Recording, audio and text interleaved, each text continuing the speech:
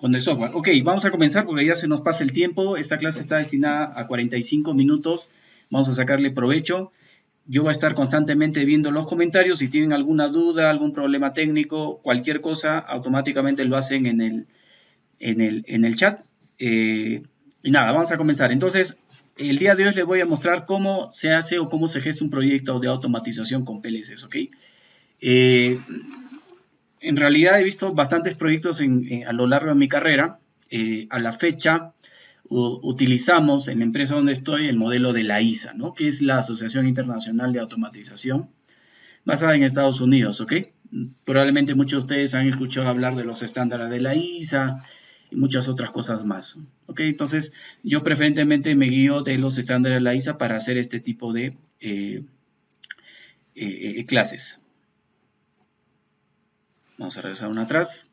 Perfecto, entonces, ¿cómo se gesta un proyecto de automatización? Nuevamente, es un tema muy grande, lo vamos a resumir en menos de 30 minutos, pero creo que les va a servir bastante.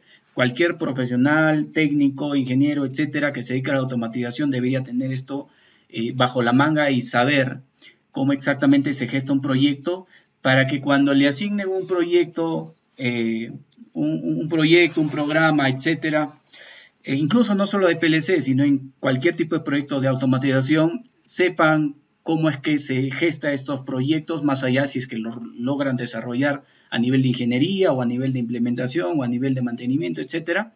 Esto les va definitivamente a servir, ¿ok? Entonces, el paso número 1 es la factibilidad. Ahora vamos a ver cada una de estas fases brevemente. Ok, pero la factibilidad obviamente tiene que ver con que si el proyecto va a dar algún retorno, sobre todo económico, no. No siempre económico, pero generalmente se evalúa eso. Punto 2, una vez que ya pasaste la factibilidad, tienes que definir el proyecto. Tu proyecto de automatización, a grandes rasgos, qué va a contener, qué vas a usar. Y una vez que defines todo este alcance, te vas al diseño ya del sistema, ¿ok? De manera global, dices qué estándares vas a usar, cómo vas a implementar este proyecto, digamos que qué marca vas a utilizar, cómo lo vas a homologar, qué lenguaje de programación vas a utilizar, cosas como esas. Y una vez que ya tienes todo eso planificado, pues comienzas con el desarrollo de las aplicaciones. ¿Ok? Generalmente el desarrollo de la aplicación en proyectos medianos a grandes la haces en escritorio, ¿cierto? Tal cual como estamos llevando el curso tal vez con una máquina virtual totalmente funcional, con un simulador y comienzas a programar tu entorno de programación y haces el tema del HMI, todo lo pruebas en un entorno fuera del ambiente real, obviamente porque este es un proyecto, ¿no? O sea, todavía no está construido. Una vez que ya está todo eso validado, implementado, pasamos a la fase neta ya de la implementación pura, pero en campo, en terreno, o no sé cómo le llaman en el país que ustedes residen. Vamos a actualizar los comentarios para visualizar, no hace que se me pierda. Excelente. Ok, entonces ya vas al campo y vas a comenzar la construcción, ¿cierto? Implementas el tablero, implementas el PLC, lo configuras. Hay muchas cosas que en la etapa de desarrollo no puedes hacerlas porque necesariamente tienes que hacerlas en campo. Tal vez las direcciones IP cambian, tal vez la interfaz cambia, algún direccionamiento, etcétera. Y sobre eso, una vez que ya acabas la construcción, tienes que hacer el comisionamiento de la puesta en servicio, ¿cierto? Es en el cual ya echas a andar el programa en coordinación con la gente en campo que ven los instrumentos, en coordinación con los temas de electricidad, con los proyectistas, etcétera. Y por último, el tema del soporte, ¿cierto? Cuando ya está tu programa de PLC totalmente implementado y funcionando, se tiene que dar un soporte. Un soporte porque el comisionamiento de la puesta en marcha no es perfecta, las condiciones del proceso cambian, entonces ese soporte es totalmente obligatorio. Incluye también el tema del entrenamiento. ¿Ok? Entonces, vamos a hablar un poquito más a detalle de la factibilidad. No nos vamos a extender mucho. Acá le he puesto los puntos muy claves y necesarios para entender todo este paso de la factibilidad, que es el primero. Entonces, con la factibilidad lo que tenemos que desarrollar, o las casas de ingeniería, o los proyectistas, o los ingenieros que realmente gestan el proyecto de automatización hacen el alcance, ¿cierto? Los proyectos, cualquiera sea, no solo de automatización, sino cualquiera sea, obviamente tiene que solucionar un problema. Si no solucionan un problema, estamos simplemente haciendo algo por un hobby. Entonces, muchas veces la solución a este problema tiene que tener un costo-beneficio, ¿cierto? Ustedes cuando trabajen directamente en una planta, si es que ya lo hacen, o si es que trabajan en una empresa que provee algún servicio, algún equipo de automatización, etcétera, todo surge porque hay un costo-beneficio positivo, ¿ok? Literalmente. Es decir, que lo que tú vas a invertir va a tener un retorno, generalmente económico. Y si es que esto se cumple, pues bien, todos felices y contentos porque la empresa o de donde va a salir el dinero para este proyecto va a poner el dinero. Y el proyecto se va a iniciar, ¿cierto? Porque ya tenemos el presupuesto.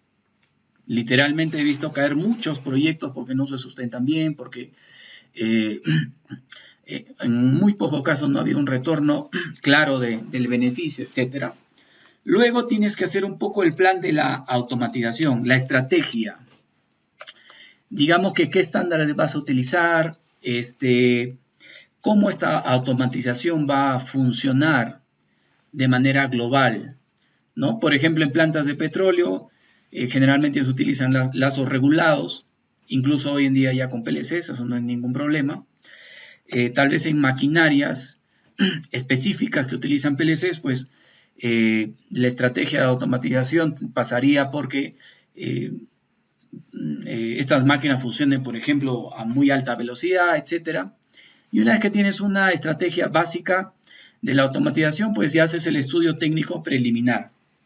Básicamente para eliminar variables que tú no conoces, para eliminar cosas que cuando vas a implementar, por ejemplo, una máquina, yo trabajo, por ejemplo, mucho con chancadoras, ese tipo de cosas, ¿qué otras cosas más va a traer en colación esta automatización? Por ejemplo, un ejemplo simple, cuando automatizamos una chancadora, nos damos cuenta que también tenemos que automatizar, por ejemplo, o proveer de mayor cosas o sensores a la faja que va a alimentar esta chancadora, ¿no? Entonces, el problema que era automatizar la chancadora o mejorar la automatización de la chancadora, ahora ha crecido, ¿cierto? Porque te das cuenta que de la mano va también el mejoramiento de la automatización de la faja de alimentación, por ejemplo, ¿no? Entonces, en este estudio técnico de factibilidad es donde tú te das cuenta de todas estas cosas. Y luego tienes que decir, ok, ya tengo englobado el estudio técnico y cómo esto realmente va a impactar en la compañía. ¿Ok? ¿Cómo vas a producir más, por ejemplo? ¿Qué impacto va a tener esto a nivel corporativo, por ejemplo? ¿Va a ser mejor visto a nivel global porque ahora es una empresa más automatizada, etcétera? El mercado también cómo te va a ver con este proyecto de automatización. Y por último haces toda la documentación resumen, ¿no? Y con esa file, con esa carpeta, incluyendo una presentación, vas y a quien corresponda, generalmente a los gerentes o a quien va a poner el dinero, le dice, ¿sabes qué? Este es mi proyecto de automatización. Y si los convences y los números funcionan y todo va bien, te va a decir, ok, aprobado. Tenemos el dinero y toda la factibilidad está aprobada. Cuando tenga alguna consulta, sin mayor problema escriben. Yo estoy acá directamente mirando los comentarios, ¿ok? Entonces, una vez que ya tenemos aprobada la factibilidad, pues pasamos a la etapa de definición del proyecto, en el cual tenemos que determinar la estrategia del proyecto, ahondamos en las necesidades y soluciones. Esto ocurre mucho, ¿cierto? Y nosotros, a veces, como somos amantes de la automatización, queremos automatizarlo todo. Y muchas veces, cuando ya empiezas a hacer la definición del proyecto, pues te das cuenta que lo que tú pensabas no es lo que realmente el cliente, los stakeholders o los interesados quieren, ¿cierto? O a veces te das cuenta que realmente no puedes automatizarlo todo, o te das cuenta que te falta un sensor, o te das cuenta que definitivamente es algo que, o una parte de este proyecto se tiene que hacer en manual, o a veces te das cuenta que puedes incluir algunas cosas más. Entonces, para ello tienes que analizar y brindar soluciones técnicas, ¿cierto? Y con esto desemboca en detalles técnicos iniciales que se le llaman la documentación de ingeniería a alto nivel o la famosa ingeniería básica, ¿ok? En el cual tú generas pues una arquitectura de la automatización, generalmente pones cuántos HMIs vas a necesitar, puede decir tantos PLCs, haces un diagrama de arquitectura de cómo va a funcionar las comunicaciones, una descripción rápida de qué es y cómo va a funcionar el proyecto de automatización, que de hecho de ahí sobreviene ya cómo se va a hacer la programación en el PLC. Como ya tienes una ingeniería básica, puedes estimar un costo en el cual, si inicialmente en la factibilidad dijiste que ibas a gastar, por ejemplo, $500,000, tal vez aquí, como ya tienes más información y tienes más documentos técnicos, puedes decir, ¿sabes qué? Esto se ha incrementado a $600,000, por ejemplo, ¿no? Y por último, haces un plan inicial de diseño, cómo se va a ejecutar, cuánto tiempo va a demorar, qué exactamente vas a entregar en tu solución, un PLC, dos PLCs, dos HMIs, tres HMIs, una red industrial, Ethernet o directo, o lo vas a comunicar a la sala de control, o va a quedar netamente de forma local, etcétera. Todas esas cositas tienes que hacer el plan inicial de este proyecto. Siguiente paso, una vez que todo está conforme, esos documentos iniciales obviamente también pasan por alguna aprobación de los interesados y los que van a brindar el dinero, el cliente interno o externo, como fuese. Y una vez que todo está validado y aprobado, sí, seguimos con el siguiente paso. Ahora sí vamos a ahondar en el diseño del sistema, que inicia con un análisis ya detallado del sistema que vas a implementar. ¿Ok? Y usualmente no solamente va en el tema de la lógica de control o cómo va a funcionar, sino también analizas peligros y riesgos, los famosos estudios de HACCP, cómo va a impactar esto, a quién va a impactar. Siendo honesto, muchas veces también impacta al operador que hacía esto manualmente. A veces hay que hacer un plan de reubicación, a veces hay que hacer un plan de entrenamiento, porque ahora ya no lo va a hacer manual, sino lo va a hacer de forma automática. Establecer los criterios y estándares, esto es bastante importante. ¿Okay? Cada compañía tiene criterios y estándares que adoptan, ya sean internacionales, generalmente de la ISA, o a veces son un poco más autosuficientes y adoptan sus propios estándares. Pero esto tiene que estar claro, muy, muy claro, para saber sobre qué nosotros vamos a desarrollar el diseño del sistema. Luego tenemos que definir las especificaciones y las hojas de los equipos, ¿cierto? Aquí viene ya qué PLC vamos a usar. Ya sabemos que necesitamos usar 2, 3 PLCs y 2, 3 HMIs, por ejemplo, pero ahora, ¿cuál va a ser la marca y el modelo, ¿cierto? Poco ya viene ya el dimensionamiento de estos equipos. Si vamos a poner instrumentación, igual, ¿cuál es la hoja de datos de esta instrumentación, de estas válvulas? Definir los flujos de información a usar, muy importante, con quién nos vamos a comunicar para poder continuar con el diseño. Por ejemplo, nosotros somos gente que va a automatizar o va a hacer el tema del programa del PLC, pero ¿con quién nos vamos a interactuar? Nuevamente con los electricistas tal vez, con los vendors que tienen alguna parte del sistema, por ejemplo, con las personas que ven netamente la instrumentación, con la gente de proceso, los operadores, etc. Y una vez que está definido todo eso, ya comenzamos a desarrollar las descripciones funcionales del proyecto. Esta parte es bastante básica y clave, ¿ok? En proyectos pequeñitos, eso lo haces, a veces ni se hacen. En proyectos, digamos, formales, bien hechos, se tiene que hacer estas descripciones funcionales o criterios de diseño específico, ¿no? Descripciones funcionales de la lógica de control, cómo tú vas a programar, qué vas a programar en el PLC, ¿ok? Vas a tener típicos de motores, cómo vas a estructurar el programa, ¿ok? Todo eso queda detallado y diseñado en ese documento que se llama descripción funcional de la lógica de control o simplemente le llaman descripción funcional del control. Asimismo, cómo vas a hacer el HMI, qué colores va a tener, cómo va a ser el tema de las alarmas, qué tipo de reportes va a tener el sistema, tu proyecto de automatización, la nomenclatura que vas a usar en el proyecto del PLC, ¿ok? Dependiendo obviamente de la marca, el modelo que elijas, vas a tener una especificación o número de caracteres que puedes poner, por ejemplo, en una hoja de ladder. O, por ejemplo, cómo se van a llamar los símbolos o los tags de este programa, etcétera. Entonces, esta parte de acá es bastante importante, sobre todo en proyectos de mediana y gran escala, porque te da todos los criterios que tú vas a tomar para implementar, ¿no? A mí personalmente me ha tocado usar ambos lados, el diseño tanto de estos documentos como la implementación, ¿no? Entonces, cuando eres implementador, por ejemplo, el ingeniero de proyecto te dice, ¿sabes qué? Básate en esto. Tú lo revisas y poco a poco vas implementando, ¿no?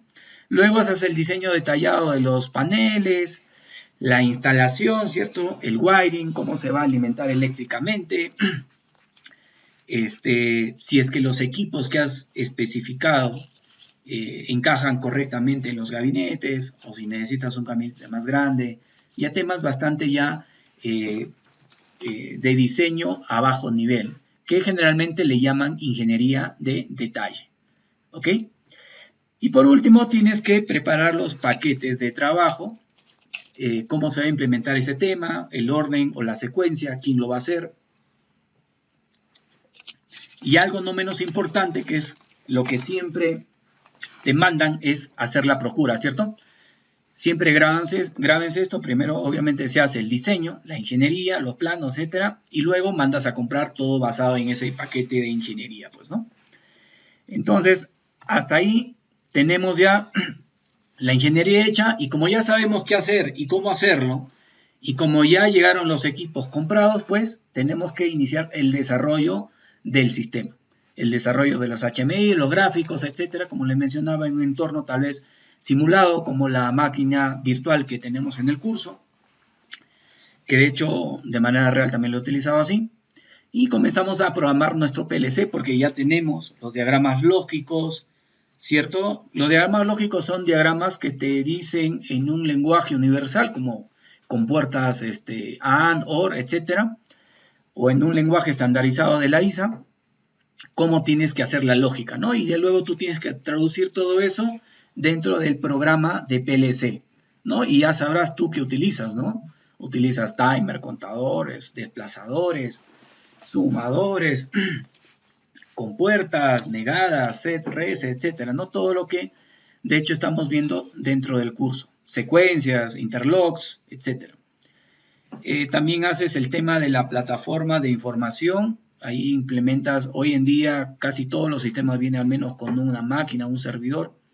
Si tiene historizador también lo comienzas a implementar. Los famosos tablas de transferencia o data transfer, que no son otra cosa que las tablas de datos de cómo se va a comunicar el PLC, tal vez con un HMI o tal vez con un DCS, dependiendo de la estructura del sistema de control que estén desarrollando. Una vez que acabas todos estos diseños, digamos que en gabinete, bueno, en oficina generalmente se hace, muy pocas veces se hace en planta, llamas a tu cliente interno o externo, quien corresponda, y comienzas a hacer las pruebas FAT. Las pruebas FAT son de las siglas Factory Acceptance Test, ¿ok? Pero básicamente refieren a pruebas en el cual tú, como implementador, porque ya hiciste el HMI, la lógica, el PLC, todo el tema y lo has simulado, hacen un programa, unos días de prueba y generan todas las pruebas específicas. Generalmente pruebas las tarjetas, ¿cierto? Pruebas los gabinetes. Si es que las tarjetas botan 24 voltios DC, pues que boten eso de ahí. Si es que son discretas, lo que corresponda. Si son analógicas también, generalmente utilizas equipos de medición para verificar esto de acá. verifica la estructura o el diseño del gabinete, todo que esté acorde con el diseño que se había propuesto y el diseño que se había aprobado. Y por último, haces la documentación y registros, ¿no? Registro de las pruebas, esto funcionó, a veces o muchas veces tienes que cambiar cosas porque te das cuenta ahí recién, no en el diseño, sino ya en esas pruebas preliminares que algo está mal diseñado, algo se tiene que mejorar, o que necesitas ingresar alguna otra tarjeta adicional, etc. Ok, una vez que está desarrollado el sistema y aprobado, pues tienes que ir con tu PLC, con tu HMI, con tus gabinetes y con toda la infraestructura, con los instrumentos, etcétera, el cable, fibra óptica, todo lo que sea necesario y comienzas a construir en planta, ¿no? Montajes, haces cableado, pones puestas a tierra, temas de tendido de fibra óptica, temas inalámbricos, etcétera, ¿no? Haces todos esos trabajos, montaje de los instrumentos, montaje de nuestros amigos PLCs o los controladores, dependiendo del sistema. Y una vez que está montado, también haces una etapa de verificación de todo lo que has comprado y estás montando. ¿Ok? Haces la instalación de hardware y software. Si es que hay, por ejemplo, máquinas o laptops, qué sé yo, que vas a dejar como entregable, pues las instalas y las pruebas, ¿no? Una vez que todo ya está montado, haces las famosas pruebas SAT, Site Acceptance Test. Con estas pruebas son pruebas muy parecidas a las muy parecidas a las pruebas FAT, pero ahora ya con todo el equipamiento instalado, todo ya casi preliminar antes de hacer las primeras pruebas funcionales reales de todo el proyecto de automatización. Incluso pruebas las lógicas, ¿cierto? Los interlocks, que es lo básico que tiene que funcionar. Haces pruebas de seguridad, el tema de los interlocks, las alarmas y todo lo necesario antes de iniciar la etapa del comisionamiento. Y una vez que ya estás listo, comienzas el comisionamiento, ¿ok? Que son las pruebas ya reales con la maquinaria o el proceso andando, funcionando, ¿ok? Todo lo anterior fue sin algo real funcionando, ¿no? Ahora pues en la planta tienes que pedir, no, que te pongan el producto, no sé, el crudo de petróleo, no sé, el flujo de agua, o tienes que pedir que la máquina esté con todo la fuerza disponible, etcétera. Todo como realmente va a funcionar el proyecto es que tienes que hacer el comisionamiento. ¿Ok? ¿Y cuál es el objetivo del comisionamiento? Bueno, obviamente dar vida a la máquina o al proceso o a la parte del proceso que se había propuesto el proyecto inicial. Y tienes que llevarlo a las especificaciones diseñadas. ¿Ok?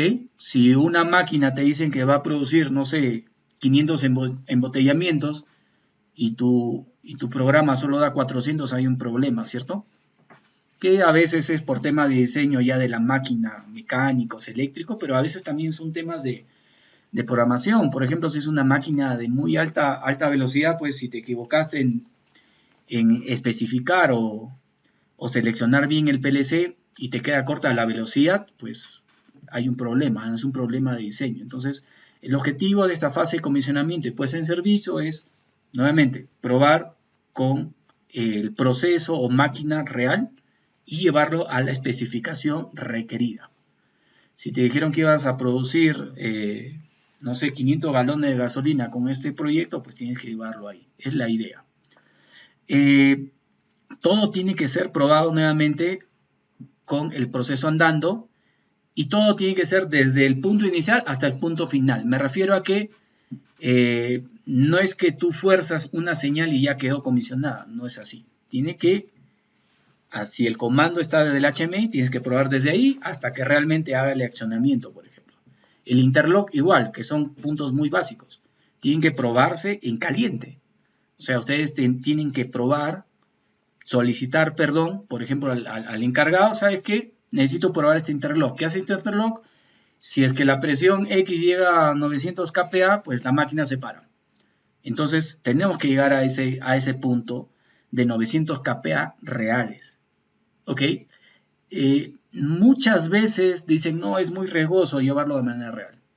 Es una decisión que ya generalmente los managers tienen que tomarla, pero en proyectos muy serios, concisos, grandes, esto se planifica y se lleva a esos niveles para probar de manera real el interlock. Sobre todo cuando iniciaba, pues agarra, no te preocupes, yo voy a forzar en la lógica la salida y que pare la máquina, ¿no? Eso no es. Y de hecho la experiencia te enseña. Así que si queremos hacer algo bien hecho, formal, pues hay que solicitar la prueba de los interlocks, la prueba de las secuencias, las alarmas es lo más fácil, en fin, todo. ¿Ok? Recordemos que si nosotros programamos mal un PLC y se nos escapó una condición, no la probamos, todo, puede ser muchas veces incluso catastrófico, ¿cierto? Para el proceso que estamos diseñando ese programa de PLC. Y por último, vamos a documentar y registrar todo. A ver, vamos a ver, creo que me desconecté un poco de los comentarios. Perfecto, estamos ok. Ok, entonces, si es que todo sale bien, que nunca es así, no recuerdo realmente un proyecto de PLCs o DSS o SCADA que haya salido todo como estuvo planificado, pero lo que sí depende de nosotros en solucionarlo. ¿Ok? Nosotros somos los especialistas en automatización que vamos a solucionar un problema. Cuando estás comisionando un sistema, pues realmente te surgen N problemas que lo tienes que solucionar en ese mismo instante, porque generalmente los tiempos son cortos. Y bueno, es parte de nuestro trabajo y por eso nos pagan también. Entonces, eso parte de entender bien el programa, por ejemplo, que nosotros hemos hecho en los simuladores, y parte también por saber y generar más expertise en este tema de comisionamiento y puestas en marcha, ¿no? Afortunadamente, ningún proyecto que llevaba fracasado. Uno estuvo muy cerca de fracasar porque se quemó, de hecho, un PLC por una mala puesta en marcha, pero afortunadamente conseguimos otro y pudimos resolver el tema, ¿no? Y una vez que ya tienes todo el sistema andando, pues obviamente hay que darle un plan de soporte. Plan de soporte porque el comisionamiento puede salir perfecto, qué sé yo, pero la máquina o el proceso en el cual estaba siendo automatizado, pues puede cambiar de la noche a la mañana, literalmente, ¿ok? Ocurre mucho que te dicen programa de los interlocks en tales sets y luego ya en el transcurso, luego de la puesta en marcha, se dan cuenta que esos sets están mal puestos, que está enclavando muy rápido el equipo y tienes que bajarlos, tienes que mejorar la lógica porque te das cuenta que encuentras algunos bugs por ahí. Entonces tiene que haber un plan de monitoreo, tiene que haber un plan de soporte a mediano o largo plazo. Muy crítico el plan de entrenamiento. Recordemos que nosotros vamos a automatizar cosas. Y si es que la persona que va a utilizar estas herramientas, sobre todo las interfaces, no tiene un entrenamiento adecuado, va a ser difícil que se acostumbren al sistema. Incluso en sistemas pequeñitos, mi experiencia es que he visto personas boicotear este proyecto de automatización porque se resisten a este cambio. Entonces lo mejor siempre es involucrarlos desde el inicio, hacerlos parte de estos proyectos de automatización, sobre todo a las personas mayores que tienen poco contacto con la tecnología, ¿cierto? Puedan hacer este proceso más suave y penoso, pero más suave y sencillo. He visto casos en el cual ya gente muy mayor, pues, es muy difícil adaptarse y lo remueven, por ejemplo, a otros puestos laborales. Lamentablemente es la realidad. Esa es la realidad. La automatización sigue avanzando y avanzará. Hay que hacer hay inspecciones, hay que medir la performance del sistema. ¿Ok? Que tiene que ver, por ejemplo, cuánto cargado quedó el procesador, por ejemplo, si la memoria del procesador está ok, del PLC, si los instrumentos están reportando adecuadamente, si los lazos de control, ya sean discretos o analógicos, están funcionando bien, etc. También, y yo le recomiendo mucho el tema de lecciones aprendidas, es algo que me costó aprender por pereza, básicamente. Pienso que siempre va a estar en mi mente, todo lo que he aprendido, pero usualmente se te va, se te olvida. Entonces, hay que hacer un documentito breve, lo que sea, con lecciones aprendidas, y proyecto a proyecto vas a ir avanzando y realmente vas a ganar una expertise valiosa. Tienes que ver el tema de los spare parts, el plan de control de cambios, o sea, el PLC, tú dejas el programa comisionado, aprobado, ¿cómo se va a cambiar esto a futuro? ¿Ok? Si por ahí la condición del proceso cambió, ¿cómo vas a cambiarlo? Esto es también bastante importante, sobre todo para los que nos hacemos cargo ya del proyecto. Cómo mantenemos el programa es bastante importante. Por ahí en YouTube o en la página tengo un video de esto, de los puntos claves para hacer programas con PLC, y el control de cambio pues es vital, ¿no? Y luego un plan de administración, un plan global, cómo vas a mantener el PLC, ¿cierto? Cómo vas a recuperar, en dónde vas a guardar los backups, etcétera, etcétera, etcétera. Entonces, este ha sido un resumen bastante corto, pero pienso yo que es bastante vital, de cómo se gestan los proyectos de PLC. Entonces, si es que aprenden este tema, van a saber ahora en qué fase de un proyecto están, cómo deberían hacerlo. Si el proyecto es chiquito, al menos en su mente, evaluar y visualizar estos pasos, estas etapas, para tratar de hacerlas. A veces me ha tocado decir que, ¿sabe qué, José? Con tu equipo haz un programa para mañana. Entonces, si es así, pues obviamente no te vas a poner a documentar todo eso. Y eso tiene que hacerlo sobre la marcha, pues, ¿no? Lo programas sobre la marcha y se acabó. Pero si tomas en base estos pasos, pues poco a poco te vas a ir diciendo, ¿y cómo voy a hacer, por ejemplo, la especificación del programa? ¿Cuál va a ser mi plan de pruebas? ¿Con quién tengo que coordinar? Cosas como esas te va a servir si es que tienes y mentalizas o interiorizas todas estas etapas en proyectos de automatización. Y si te toca participar de un proyecto grande o mediano, pues definitivamente este es oro puro para que tú puedas gestar y entender bien el global de todo este proyecto. Y nuevamente, no solamente ser programadores, ¿ok? Tenemos que ir más allá, nosotros tenemos que avanzar. Tal vez los primeros años vamos a ser solo programadores y vamos a aprender, pero luego vamos a diseñar, vamos a hacer más cosas, entonces tenemos que aprender este tipo de conocimiento.